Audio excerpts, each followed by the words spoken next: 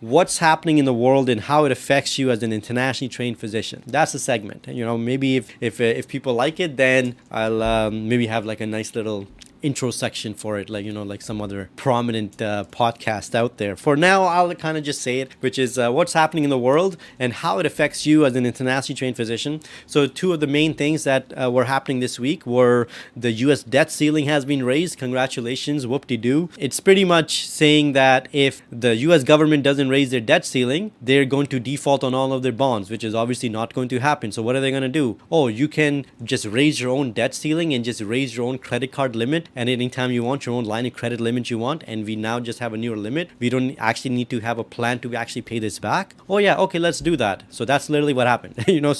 And this game has been played for the last 3, 4, 5 years now. It'll probably continue until something happens to that country. So that was one of the main ones, the US debt ceiling raised. And then the second one is that the inflation numbers for Canada were a bit higher than the Bank of Canada was expecting. So a lot of these expectancies where by the end of the year interest rates might actually start going down has come in kind of a little complex situation where it might not actually go down. It might actually stay the same, or it might even go up. But those were the two biggest things that were happening in Canada, US. And how this affects you as an internationally trained physician is absolutely zero. Absolutely zero. And the reason I say that is because regardless of what's happening in the world, you are an internationally trained physician in Canada. You are probably about 40, 45 years of age. You have about at least 15, 20 years for retirement. And that's even if you were going to retire at that time. Oldest physician who's still practicing, she's 74 years old, still going strong, doesn't want to retire, just works twice a week now, but still keeps busy. So why does none of this affect you? Is because you're just going to keep doing what it is you're doing. We're going to have a plan for you. We already have a plan for you,